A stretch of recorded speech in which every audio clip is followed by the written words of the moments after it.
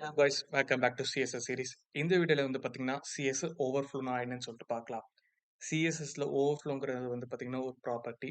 இந்த ப்ராப்பர்ட்டி என்ன பண்ணும்னா, ஃபார் எக்ஸாம்பிள் என்கிட்ட ஒரு HTMLல ஒரு div tag இருக்கு. அந்த div tagல வந்து ஒரு 100 words வந்து நான் டைப் பண்ணி வச்சிருக்கிறேன். இந்த divக்கு நான் வந்து ஒரு height and width ப்ராப்பர்ட்டி வந்து நான் ஃபிக்ஸ் பண்றேன். என்னோட CSSல போயிட்டு நான் ஒரு விட்த் வந்து பார்த்தீங்கன்னா 300 பிக்சல்ஸ், ஹைட் வந்து 200 பிக்சல்ஸ். அந்த டிவ் வந்து ஹைலைட் பண்ணுறதுக்காக நான் ஒரு ஹைலைட்டிங் கலரை வந்து யூஸ் பண்ணிக்கிறேன் இங்கே. ஸோ ஆஸ் சூன் as நான் அது கொடுத்த பிறகு என்னோட அவுட்புட் வந்து பார்த்தீங்கன்னா எனக்கு ஒரு அந்த டிவோட ஹைட் வந்து பார்த்தீங்கன்னா 250 பிக்சல்ஸ், அதோட வித் 300 பிக்சல்ஸ். பட் இதோட கண்டென்ட் வந்து பார்த்தீங்கன்னா அதையும் தாண்டி எனக்கு ரெண்டர் ஆயிருக்கு. ஸோ இந்த மாதிரி யூஸ் கேசஸ் எல்லாத்துக்குமே வந்து பார்த்தீங்கன்னா நம்ம ஓவர்ஃப்ளோ யூஸ் பண்ண முடியும். ஓகேவா? ஸோ இந்த ஓவர்ஃப்ளோ வந்து என்னென்ன பண்ணணும்னா, இதை வந்து நான் வந்து உங்களுக்கு வந்து ப்ராக்டிக்கலி பண்ணி காமிக்கிறேன்.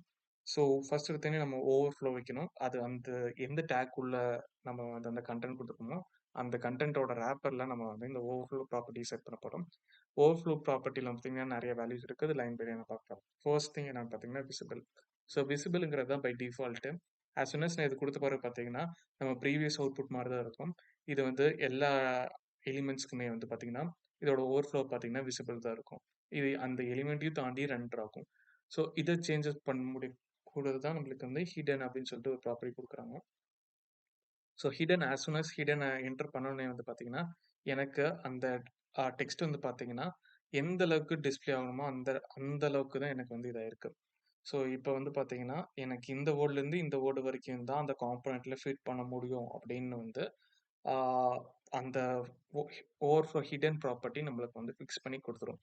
அதனால அந்த லைன்ஸ் மட்டும்தான் நம்மளுக்கு அந்த டெவ்க்குள்ள வந்து ஃபிக்ஸ்டாக இருக்கும்.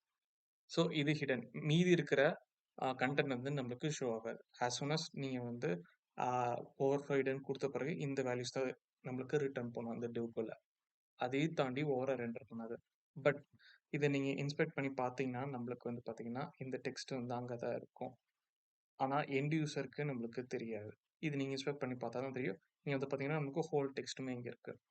ஓகே, இது ஃபர்ஸ்ட் ப்ராப்பர்ட்டி. செகண்ட் வந்து பார்த்தீங்கன்னா ஸ்க்ரோல் அப்படின்னு சொல்லுவாங்க. ஸ்க்ரோல் நான் அப்படி கொடுத்துறேன். as soon as நான் ஸ்க்ரோல் கொடுத்த பிறகு பார்த்தீங்கன்னா இந்த ஓவர்ஃப்ளோ ஸ்க்ரோல் என்ன பண்ணுன்னா அந்த பர்டிகுலர் அதாவது அந்த ஹைட் அண்ட் வித்குள்ளேயே நம்மளுக்கு எல்லா கண்டென்ட்டும் ஷோ ஆகும். அது எப்படின்னு பார்த்தீங்கன்னா ஸ்க்ரோலில் நமக்கு ஷோ ஆகும்.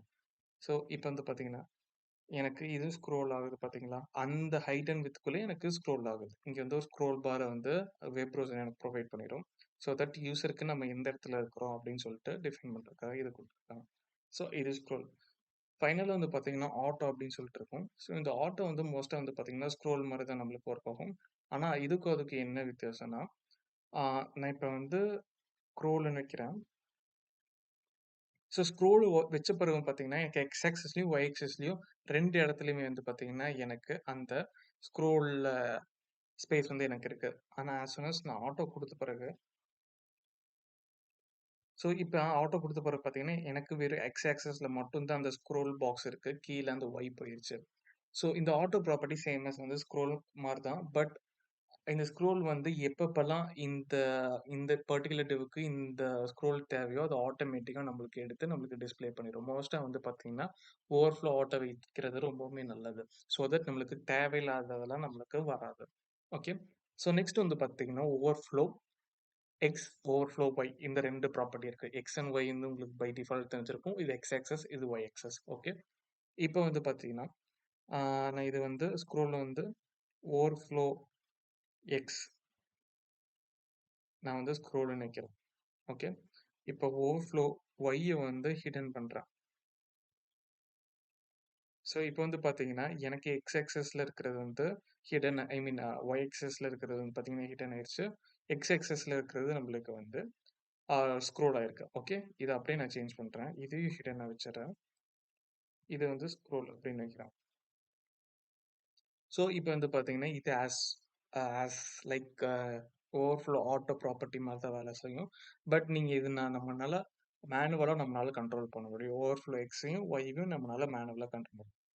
ஸோ இந்த வீடியோவில் நம்ம பார்த்தீங்கன்னா ஓவர்ஃப்ளோ பற்றி பார்த்தோம். நெக்ஸ்ட் வீடியோவில் வந்து பார்த்தீங்கன்னா CSS ஃப்ளோட்னா என்னன்னு சொல்லிட்டு பார்க்கலாம்.